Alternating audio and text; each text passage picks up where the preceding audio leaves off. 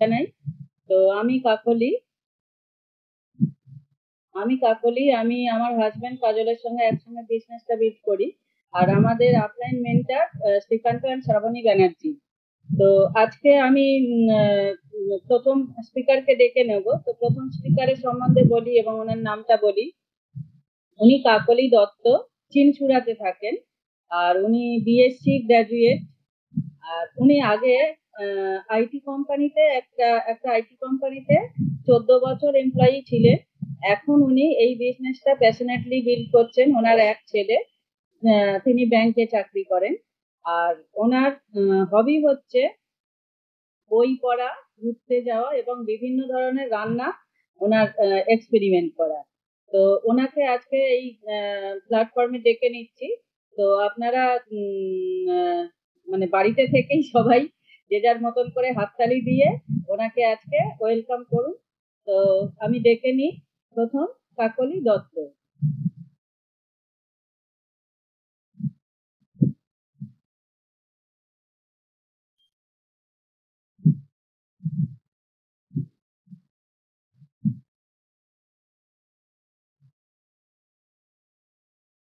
কাকলি দি, শুনতে পাচ্ছেন কি? কাকলি, হ্যালো, হ্যাঁ হ্যাঁ বলো। শোনা যাচ্ছে? হ্যাঁ হ্যাঁ হ্যাঁ। গুড ইভিনিং সবাইকে। হ্যাঁ, এত সুন্দরভাবে ওয়েলকাম করার জন্য থ্যাংক ইউ। আর আজ এখানে বলবার সুযোগ পেয়ে আমি ভীষণভাবে কৃতজ্ঞতা জানাই শ্বেতাদি এবং অসিতাভ দত্তকে। আর আমার মেন্টর অসীম দত্ত, রুম্পা দত্ত, আহ, মানস মন্ডল, স্বাতী মন্ডল এবং কৃষ্ণা ব্যানার্জি ও দুর্গাশঙ্কর ব্যানার্জি। আজকে আমার টপিক হলো যে শিব খেরার লেখা ইউ ক্যান উইন বইতে ফিফথ চ্যাপ্টারটির উপর রিভিউ। ইউ ক্যান উইন এই বইটাতে রাইটার শিব খেরা চ্যাপ্টার 5-এ যে বিষয়টার উপর বিশেষভাবে আলোকপাত করেছেন তা হলো আমরা একজন ভালো মানুষ হব। আরো বিশদে বলা যায় যে নিজের পার্সোনালিটিকে কিভাবে সার্বিক গ্রহণযোগ্যতার অধিকারী করব, সার্বিক গ্রহণযোগ্যতার অধিকারী করে তুলব। মানে আমাদের নিজেদেরকে কি করে ইন্টার পার্সোনালিটি স্কিলকে ডেভেলপ করব, বা আমাদের যে পার্সোনালিটি আছে সেটাকে কিভাবে প্লেজেন্ট এবং চার্মিং করে তুলবো।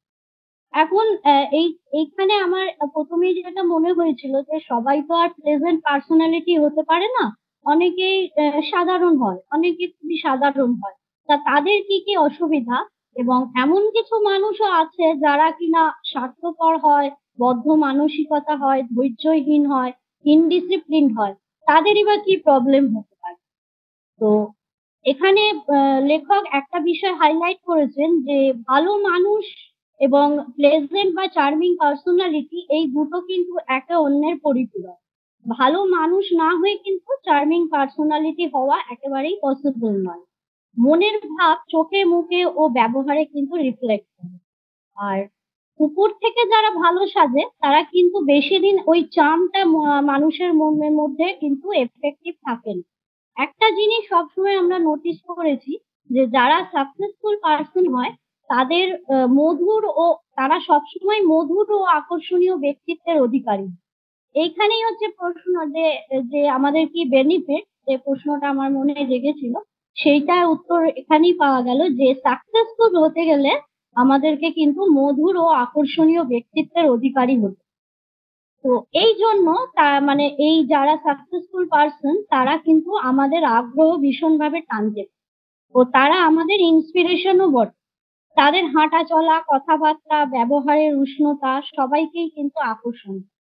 তাদের নিশ্চিন্ত আত্মবিশ্বাস তাদের ব্যক্তিত্বকে অনন্যতা দেয়। একজন মানুষের দৃষ্টিভঙ্গি, ব্যবহার ও প্রকাশভঙ্গি মিলিতভাবে এক মধুর ব্যক্তিত্ব সৃষ্টি করে। চোখে মুখের প্রসন্নতা সম্পন্ন, চরিত্রবান, ভদ্র, বন্ধুসুলভ একজন জ্ঞানী মানুষ সব সময় তার চারপাশের মানুষদের ভীষণ প্রিয় ও আদর্শ হিসাবে জায়গা পায়, ধনী গরিব নির্বিশেষে। এটা গেল প্রধান কারণ ভালো মানুষ কেন হব। এছাড়া রাইটার বলেছেন যে আমাদের জীবন কিন্তু একটা প্রতিধ্বনি। মানে বেঞ্জামিন ফ্র্যাঙ্কলিন বলেছেন আমরা যদি অন্যের কাছে ভালো হই তাহলে নিজেদের কাছে হব সর্বোত্তম। আমার হৃদয় থেকে যে ভাষা সামনের মানুষের হৃদয়ে গিয়ে ধাক্কা দেবে, সেই ভাষাটাই কিন্তু আমার হৃদয়ও শুনতে পাবে। আমাদের চিন্তা, কাজ, ব্যবহার অন্যের প্রতি আজ যেমন হবে, কাল ঠিক সেইটাই আমার কাছে কিন্তু মানে অনেক বেশি রকম ভাবে ফিরে আসবে। এখানে একটা মানে লেখক একটা গল্পের দ্বারা বুঝিয়েছেন যে প্রথম মহাযুদ্ধের পর পোল্যান্ডে দুর্ভিক্ষ হয়। তো সেখানকার প্রধানমন্ত্রী ছিলেন প্যাডারিউস্কি, এবং তিনি তখন ভীষণভাবে চেষ্টা করছেন যে দেশের মানুষদের খাবারের সংস্থানের জন্য। তখন আমেরিকার খাদ্য ও সাহায্য বিভাগের প্রধান রবার্ট হুভার কয়েক হাজার টন খাবার পাঠান। এবার প্যাডারস্কি তাকে থ্যাঙ্কস জানাতে গিয়ে জানতে পারেন যে বহু বছর আগে যখন হাবার্ড হুভার স্টুডেন্ট ছিলেন, ভীষণভাবে কষ্টে ভুগছিলেন, সেই সময় তিনি একটা পিয়ানো শো, মানে আর্থিক সঙ্গতির জন্য পিয়ানো শো অর্গানাইজ করেন, এবং সেই শোয়েতে প্যাডারস্কি পিয়ানো বাজিয়ে তার বেশিরভাগ টাকা তাদেরকে দিয়ে হেল্প করেন এবং খুব নামমাত্র একটা পারিশ্রমিক নেন। তাহলে সেই যে সাহায্যটা তিনি সেই সময় করেছিলেন, আজ সেটা মানে দেশের যখন দুর্ভিক্ষ, কয়েক হাজার টন খাবার হয়ে ফেরত এলো। তাহলে বোঝা যাচ্ছে যে আন্তরিক হয়ে কাউকে সাহায্য করলে যা কিছু সুন্দর ও ভালো তার নিজস্ব নিয়মেই ফিরে আসে। আমাদের দৃষ্টিভঙ্গি ভালো হওয়া খুব জরুরি, কারণ এই জগৎ সংসারে আমরা নিজেদের দৃষ্টিভঙ্গি অনুযায়ী দেখি, প্রকৃত অবস্থা কিন্তু দেখি না। এখানে একটা ছোট গল্প আছে। একই গ্রাম থেকে দুজন লোক যখন শিফট হচ্ছে আর একটা গ্রামে, তখন সেই সেকেন্ড গ্রামের বাইরে বসে থাকা একজন লোককে সেই দুজন মানুষ দুরকম প্রতিক্রিয়া জানায়। প্রথম জন বলে যে আগের গ্রামের লোকেরা খুব খারাপ ছিল। তার উত্তরে যিনি বসেছিলেন তিনি বললেন সামনের গ্রামেও আপনি ওই রকমই লোক দেখতে পাবেন। এবার সেকেন্ড জন বললেন আগের গ্রামের লোকেরা কিন্তু খুব ভালো মানুষ ছিলেন। এবার তাকেও তিনি বললেন যে সামনের গ্রামেও আপনি সেই রকমই লোক দেখতে পাবেন। তো এর মরাল অফ দ্য স্টোরি হলো, অনেক সময় অন্যের ব্যবহার আমাদের ব্যবহারের প্রতিক্রিয়া মাত্র। তো সমস্ত সম্পর্কই আস্থার উপর দাঁড়িয়ে আছে।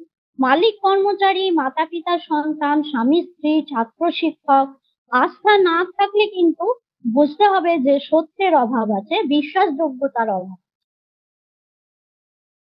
যে কোনো সম্পর্কেই একে অন্যের প্রতি বিশ্বস্ততা, সঙ্গতিপূর্ণ ব্যবহার, শ্রদ্ধা, নিরপেক্ষতা, সততা, কর্মদক্ষতা, গ্রহণযোগ্যতা, চরিত্রের দৃঢ়তা সম্পর্কের স্থায়িত্বকে দৃঢ় করে।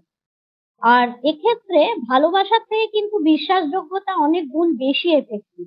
বিশ্বাসযোগ্যতার অভাব সম্পর্কগুলিকে নষ্ট করে দেয়। মানসিক চাপ, অবিশ্বাস, ক্রোধ, হতাশা, নিঃসঙ্গতা মানুষের জীবনকে কিন্তু শেষ করে দেয়।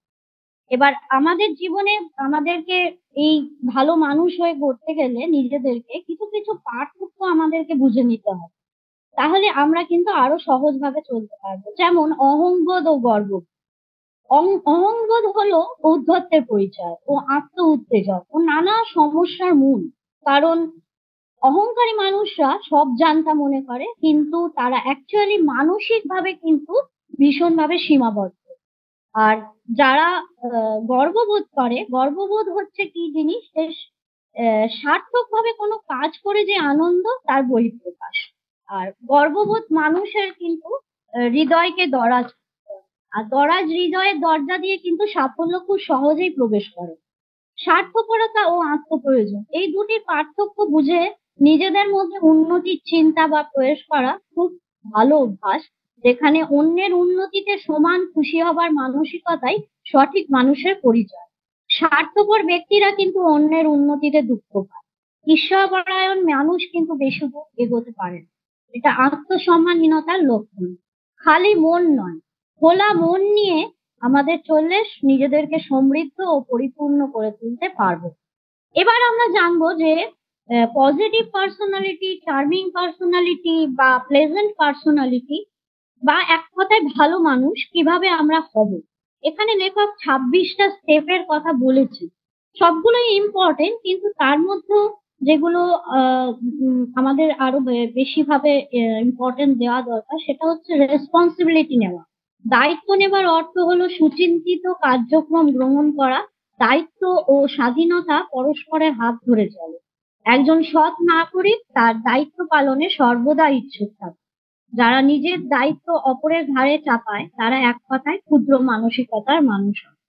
আর প্রাচীন ভারতের নিয়ম অনুযায়ী, শিক্ষা অনুযায়ী আমাদের মানুষের প্রথম দায়িত্ব হচ্ছে সমাজের প্রতি, দ্বিতীয় পরিবারের প্রতি, আর তৃতীয় হচ্ছে নিজের।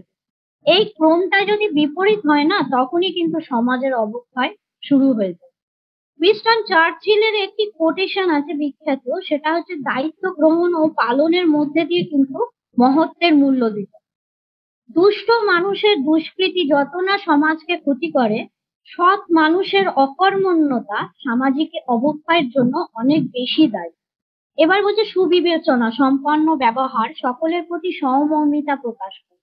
তাই সুবিবেচনা সহকারে কিরকম একটা ছোট গল্প আছে। একটা বাচ্চা ছেলে একটা আইসক্রিম পার্লারে গেছিল, সেখানে গিয়ে আইসক্রিমের দাম করে, মানে ভালো আইসক্রিমে তো দিয়ে সে পয়সা গুনতে থাকে, তারপরে বলে এর থেকে কম দামি কিছু আছে কিনা। তখন যে ওয়েটার সে একটু বিরক্ত হয়েই কম দামি আইসক্রিমের দাম বলে এবং সে সেটাই অর্ডার করে। কিন্তু তারপরে যখন সে বিল মিটিয়ে সেখান থেকে চলে যায়, ওয়েটার বিল পয়সাটা আনতে গিয়ে দেখে ডিশের তলায় তার টিপসটা রয়েছে। এখানে বোঝা যাচ্ছে যে সে বাচ্চা অবস্থাতেই সে সুবিবেচক একজন মানুষ, কারণ সে ওয়েটারের প্রতি সহমর্মিতা দেখিয়েছে। সকলের লাভ চিন্তা করো। এখানেও সকলের লাভ যদি আমরা আগে চিন্তা করি না, তাহলে আলটিমেটলি শেষে গিয়ে দেখা যায় যে আমরা নিজেরাই লাভবান। যেমন একটা ছোট্ট গল্প, স্বর্গ নরকের পার্থক্য আহ, একটাই, যে হাত বাঁধা অবস্থায় নরকের লোকেরা নিজেদের মুখ অব্দি খাবার তুলতে গিয়ে অসফল হচ্ছে, যেখানে স্বর্গে একে অপরকে খাইয়ে দেবার মানসিকতা থাকার জন্য সবার মুখ অব্দি খাবার গিয়ে পৌঁছে যাচ্ছে, সবাই সেখানে খেতে পাচ্ছে। তো আমাদের জীবনেও আমরা যদি খরিদ্দারের প্রতি, পরিবারের প্রতি, নিয়োগকর্তা, কর্মচারী এবং সবার প্রতি প্রয়োজন মেটানোর ব্যাপারটা আগে দেখি, মানে তাদের প্রয়োজন মেটানোর ব্যাপারটা আগে দেখি, তাহলে লাস্টে কিন্তু আমরা নিজেরাই লাভবান হই। সতর্কতার সাথে শব্দ চয়ন, কারণ কথা একবার বললে তা ফেরত নেওয়া যায় না। সমালোচনা কাউকে নিরস্ত করার জন্য নয়, বরঞ্চ সাহায্য করার জন্য করা উচিত। সংশোধন করা হবে মূল লক্ষ্য, শাস্তি দেওয়া নয়। উল্টো দিকে সমালোচনা যদি নিজের ভুল সংশোধন করে নেওয়া যায় সমালোচনা থেকে, তাহলেও সেটা একটা বুদ্ধিমত্তার পরিচয়। প্রসন্ন ও সদয় থাকে, মানে মানুষের নিজের আত্মীয় বা পরিবার পরিজনের প্রতি শুধু নয়, সমস্ত পৃথিবীর মানুষের প্রতি, গাছপালা, পশু পাখি যেখানে যে আছে সবার প্রতি যদি আমরা সদয় ও প্রসন্ন থাকি না, আলটিমেটলি কিন্তু আমরা নিজেরাই অনেকটা উন্নতির পথে এগিয়ে যাব। অন্যের ব্যবহারে পজিটিভ ইন্টারপ্রিটেশন, এটাও একটা ছোট মানে উদাহরণ, যে কেউ যদি আমাদের ফোন রিসিভ হয়তো করলো না বা কল ব্যাকও করলো না, আমরা অনেক সময় ভাবতে থাকি বা যে হয়তো সে ইচ্ছে করে করছে না বা কিছু, কিন্তু অ্যাকচুয়ালি আমরা যদি এটা ভাবি যে সে হয়তো এমন কোনো পরিস্থিতিতে আছে বা বিপদে আছে যে সে কলটা নিতে পারছে না, সেক্ষেত্রে আমরা যদি আরেকটু এগিয়ে গিয়ে তাকে আবার একবার কল করে নিই, অসুবিধা তো কিছু নেই। উল্টে বরঞ্চ আমাদের মনের দরজাটা আরো বেশি দরাজ হয়। এরপর হচ্ছে ভালো শ্রোতা হওয়া। ভালো শ্রোতা হওয়া মানেই হলো অপরকে ইম্পর্টেন্স দেওয়া, তাকে ইন্সপিরেশন দেওয়া। কেউ যদি তার নিজের কাজ সম্পর্কে বিশদে আপনার কাছে বলে, যদি আলোচনা করে, তার ত্রুটি বিচ্যুতি সম্পর্কে সে কোনো মতামত চায়, তাহলে সুচিন্তিত মতামত তাকে দেওয়া উচিত এবং তার কথা মন দিয়ে শোনা উচিত। কারণ এইভাবে যে সে যদি, তাকে যদি বোঝানো যায়, সে কিন্তু নিজেকে অনেকটা রেকটিফাই করতে পারে এবং তার যে কাজ সেটা সে আরো ভালোভাবে করতে পারে। উদ্যমী হওয়া, উদ্যম ও সাফল্য হাত ধরাধরি করে চলে, কিন্তু আগে দরকার উদ্যম। সৎ ও আন্তরিকভাবে প্রশংসা করা লোককে মন থেকে, মানে উপরে দেখিয়ে প্রশংসা নয়, একবারে অন্তর থেকে প্রশংসাটা করা দরকার। কেউ যদি ভুল করে স্বেচ্ছায় সেই ভুলটা সংশোধন করে নেওয়া, এই মানসিকতা থাকা দরকার। আলোচনার মাধ্যমে কোনো সঠিক বিষয় নির্ধারণ করা, তর্কের মাধ্যমে নয়, কারণ তর্ক জিতলেও কিন্তু মানুষের মন থেকে আমরা হারি। গসিপ করে সময় নষ্ট না করা, কারণ যে গসিপ করে আর যে গসিপ শোনে দুজনেই কিন্তু সমান অপরাধে ওঠে। কৃতজ্ঞতা প্রকাশ করুন কিন্তু আশা করুন, নির্ভরযোগ্য হওয়া ও অনুগত্য অনুশীলন। কার্যক্ষমতাকে যখন নির্ভরযোগ্যতার স্বাদ দেয় তখন কিন্তু সেই ব্যক্তি সহজেই অন্যের মন জয় করতে সক্ষম হয়। বিদ্বেষ পোষণ না করে ক্ষমা করা এবং ভুলকে মানে অন্যায়কে ভুলে যাওয়া। সততা, সার্বিক ন্যায়পরায়ণতা ও আন্তরিকতা অনুশীলন। সত্যকে বিসর্জন দিয়ে কিন্তু জয়লাভ সুখের হয় না। জয়লাভ করার থেকে সৎ মানুষ হওয়া কিন্তু অনেক বেশি গুরুত্ব। বিনম্রতা অনুশীলন, মানে এখানেও সেই সাফল্য ও বিনম্রতা কিন্তু একসাথে হাত ধরাধরি করে চলে। এখানেও একটা ছোট্ট গল্প আছে। জর্জ ওয়াশিংটন একবার ঘোড়া করে যাচ্ছিলেন, তার সৈন্যরা একটা কাঠের গুঁড়ি সরাতে পারছিল না। সেখানে কিন্তু কর্পোরাল দাঁড়িয়ে ছিল, কিন্তু তা কর্পোরালের কাজ যেহেতু হুকুম করা, সেখানে কিন্তু সে তাদের কোনো সাহায্যের হাত বাড়িয়ে দেয়নি। কিন্তু জর্জ ওয়াশিংটন ঘোড়া থেকে নেমে তাদেরকে গুঁড়িটি সরাতে সাহায্য করেছিল এবং যাবার সময় কর্পোরালকে বলে গেছিল যে আবার যদি সাহায্যের দরকার হয় তাহলে প্রধান সেনাপতিকে খবর দিন। তার মানে এটা বোঝা যাচ্ছে যে উনি অত সফল কেন, অতটা বিনম্র বলেই, বিনয়ী বলেই কিন্তু উনি অতটা সফল হতে পেরেছেন। প্রতিদিনের ব্যবহারে সৌজন্যমূলক আচরণ। নিজের ফ্যামিলির সদস্য থেকে শুরু করে সারা দিনে আমাদের যাদের যাদের সাথে দেখা হবে সবার মধ্যে এই সৌজন্যের উষ্ণতা ছড়িয়ে দিতে শিখতে হবে। তাতে কি হবে, আমাদের বাড়ির ছোটরাও যেমন একটা ম্যানার্স শিখবে, তেমনি আমাদের সমাজের মধ্যেও ওই ম্যানার্সটা সবাই মেনটেন করতে সচেষ্ট হবে। হাস্যরস বোধকে উন্নত করবে। আমাদের মধ্যে যে কৌতুকীয়তা আছে সেইটাকে বলছে উন্নত করতে। কারণ আমরা সবসময় সবাই সব রকম কাজে ব্যস্ত থাকি, আমাদের জীবনে নানান রকম টেনশন, মানসিক অবসাদ এসব থাকে। তার মধ্যেখানে যদি কেউ একটা ছোট্ট কৌতুক, একটা হালকা পরিবেশ তৈরি করে, তবে কৌতুক করার সময় দেখতে হবে যে অন্যকে নিয়ে না করে নিজেকে নিয়ে করা ভালো। কারণ অন্যে অনেক সময় কৌতুকে হার্টও হতে পারে। বন্ধু লাভের জন্য বন্ধু হন, কোনো উদ্দেশ্য চরিতার্থের জন্য না। তবে কাকে বন্ধু নির্বাচন করছেন সেটাও একটু দেখে নিতে হবে, সেটাও একটু সতর্কতার সঙ্গে করতে হবে। এখানেও একটা ছোট গল্প, যে দুই বন্ধু জঙ্গল দিয়ে যাচ্ছিল, সেই সময় একটা ভাল্লুক এসে যায়। একটা বন্ধু গাছে চড়তে জানতো, সে তৎক্ষণাৎ গাছে উঠে যায়। আর একটা বন্ধু কি করবে ভেবে না পেয়ে শুনেছিল যে ভাল্লুক মরা মানুষ খায় না, সেই জন্য সে মাটিতে শুয়ে পড়ে এবং ভাল্লুকটা এসে তার চোখ মুখ শুকে চলে যায়।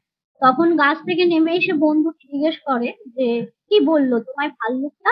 তখন সে বলল যে যে বন্ধু বিপদের দিনে আরেক বন্ধুকে ছেড়ে চলে যায় সে কিন্তু কোনোদিনই তার বন্ধু ছিল না। তো অন্যের প্রতি সহমর্মিতা, বিশেষ করে আমাদের সহমর্মিতা দেখাতে হবে বিকলাঙ্গ মানুষ, বয়স্ক মানুষ ও অধীনস্থ ব্যক্তিকে। কারণ এরা অধিকার রক্ষায় সমান লড়াইটা লড়তে পারে না। এখানে একটা ছোট গল্প আছে একটা বাচ্চা ছেলে পাপি কিনতে গেছিল। সেখানে অনেক সুন্দর সুন্দর পাপি ছিল, কিন্তু সেই বাচ্চা ছেলেটার একটা পা ভাঙা পাপিকেই পছন্দ হয়েছিল। সে কিন্তু সেই পা ভাঙা পাপিটার জন্য সেই সুস্থ পাপীদের মতোই সমান টাকা দিতে রাজি হয়। এবং দোকানদার যখন তাকে জিজ্ঞাসা করে যে তুমি এই পুরো টাকা দিয়ে কেন ওই পা ভাঙা পাখিটা কিনছো, তখন সে দেখায় যে তারও একটা পা। তো তখন দোকানদার বলে ঠিক আছে তুমি পাখিটাকে নিয়ে যাও। এখান থেকে বোঝা যাচ্ছে যে মানুষ শুধু নয়, প্রতিটা প্রাণীর প্রতি সহমর্মিতা দেখানো দরকার। সুতরাং ভালো মানুষ হতে গেলে শুধু চেষ্টা নয়, সংকল্প করতে হবে নিজেকে ভেঙে চুরে নতুন রূপে নতুন ভাবে দেখার জন্য। তো এখানেই শেষ করলাম। Thank you. খুব সুন্দর বলেছে কাকলিদি। তো মানে ইউ ক্যান উইন বইটা এমনই একটা বই, যে বইটা কিন্তু প্রচুর সেলিব্রিটিরাও তাদের যখন খুব সমস্যার সময় গেছে তারাও কিন্তু পড়েছেন। You can win